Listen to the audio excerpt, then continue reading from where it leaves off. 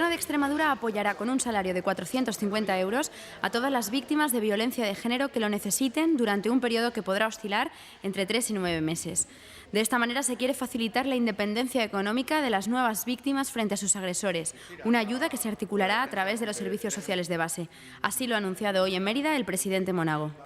Y para ello vamos a destinar 1 millón de euros. En el caso de tener hijos menores de edad, recibirán 80 euros por hijo.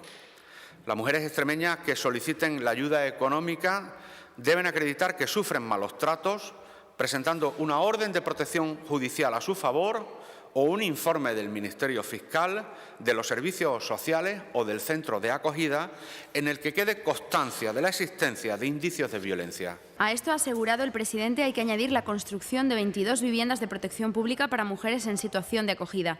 Declaraciones de Monago tras la firma de un protocolo junto con la delegación del Gobierno y la FEMPEX para luchar contra la violencia de género y buscar la colaboración y coordinación entre las diferentes administraciones, así como de todos los colectivos profesionales implicados.